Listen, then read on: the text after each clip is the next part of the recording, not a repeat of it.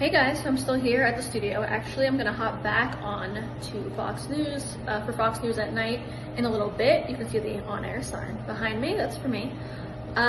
Basically, I talked with Trace tonight about everything going on in Russia with the Russia-Ukraine conflict, obviously, and what people are calling President Trump's change of tune about the way that he is speaking to Vladimir Putin, but also about the conflict in general and about Ukraine and Russia and the war ending, because the fact is he has tried to get the war to end with a diplomatic resolution and it has not happened, and now he is, I wouldn't say changing his tune, I'd say getting tough, as we all knew that he would if this was what he was left with. So the fact is, I don't consider changing his tune. I think most people would agree with me if they have heard him talking about this conflict and conflicts in general around the world, as he has since he launched his political career in 2015.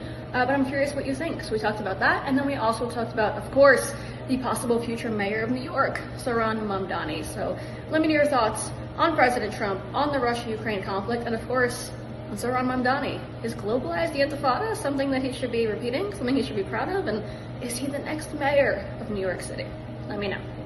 He fooled a lot of people. He fooled Clinton, Bush, Obama, Biden. He didn't fool me. But what I do say is that at a certain point, ultimately talk doesn't talk. It's got to be action. It's got to be results. And I hope he does it.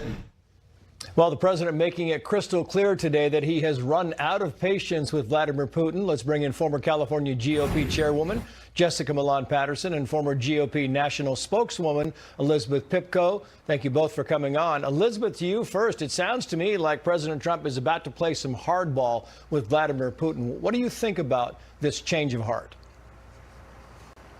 I wouldn't even say it's a change of heart. I'd say if you've been listening to President Trump from 2016, you would know that this is something that was bound to happen after all of his diplomatic efforts for peace ended up failing. The fact is, what we just heard from the president, that was a reminder. We heard that reminder throughout the campaign. It was a reminder to the American people that he's not like those who came before him. He's not going to lead like Joe Biden, nor like any Democrat or Republican who held the office before him. The fact is now, this is a reminder to our adversaries around the world, just like Iran just learned. Donald Trump is not going to handle this like those who came before him, and that he is not the person that you want to go up against.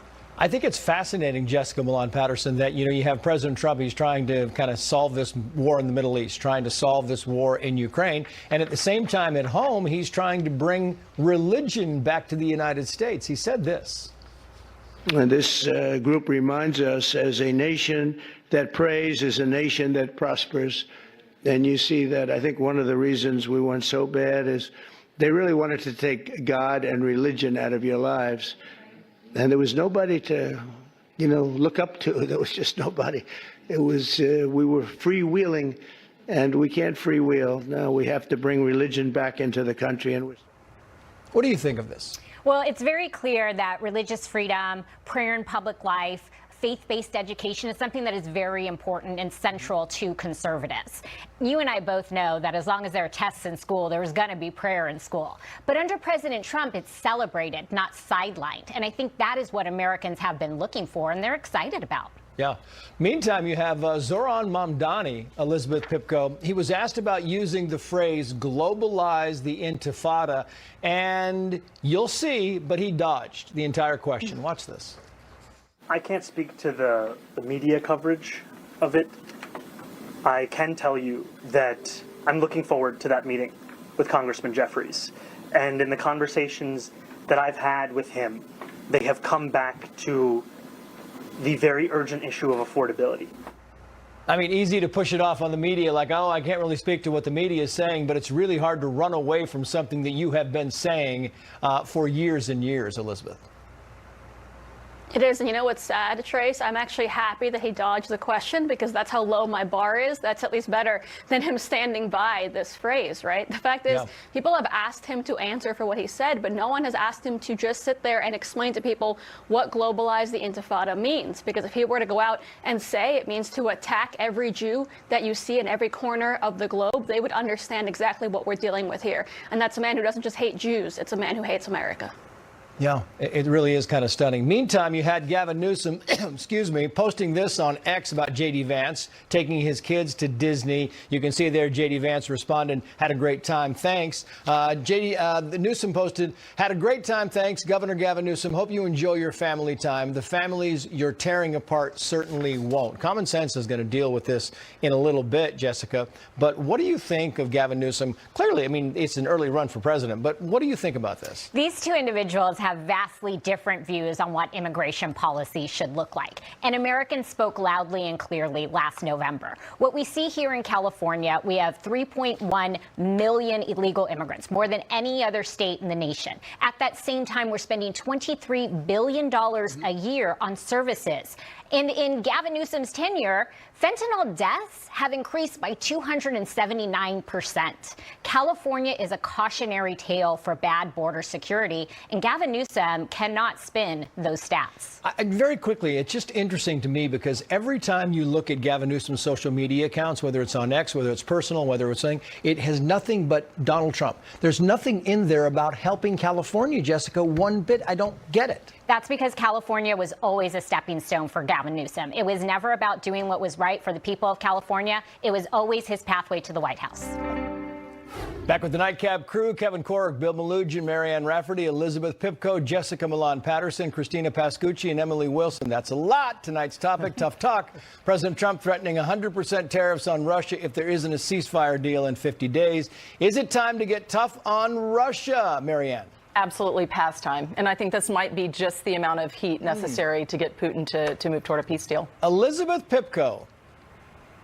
Yeah, look, I hope everyone who said Donald Trump was going to abandon innocent people around the world, I hope they're all paying attention. The president wants peace and will do whatever it takes to get there. Kevin Corrick. Elizabeth nailed it. He will do whatever it takes, and it's hard times for Russia if they don't act quickly. Yeah, I mean, these tariffs are high, and they could cost him a lot of money, Jessica. Yeah, Russia's on a 50-day clock, and if they think that President Trump is going to back down, you're messing with the wrong deal maker. Yeah, I mean, they've got big incentive not to back down. Emily. Not just Russia. I hope he keeps his tone for everyone. Really? Yeah. Okay. Christina Pascucci. It's the right move. It's important that it's not a blank check to Ukraine, that the money's used intentionally, and specifically, it's obvious the world will be safer if Putin is stopped. Yeah. Bill Malugin. Trump's a deal maker. I think he's getting frustrated, and rightfully so, that he's making a good faith effort to get something done with this. And they'll meet face to face, or they'll have a conversation, and then Russia will launch ballistic missiles into civilian areas of Ukraine at night. He sees it as kind of the middle finger to him. Yeah. And he's sick of it. So. Yeah. Yeah, and I think this time, I think Putin's going to have to listen to somebody at some point in time. Meantime, we asked you what you thought. Teresa says they need to be held accountable. We need to show them we mean business. Missy says it is time to get into never-ending wars. No. Okay. Well, Tommy, that time was long ago. Putin is a bully and his people are afraid of him. Dieter says it's time for some serious peace through strength. John says, yes, it's time to get tough because lives are being destroyed by a maniac Putin. Kathy says, absolutely, he has given Russia too many chances already. Time for a firm hand. And Force says, just as long as the weapons are paid for. I'm tired of my money going overseas for other conflicts. And Michael says, it's Russia's time to realize that the U.S. is back. And thank you for watching America's Late News, Fox News at Night. I'm Trace Gallagher in Los Angeles. We'll see you back here again tomorrow night.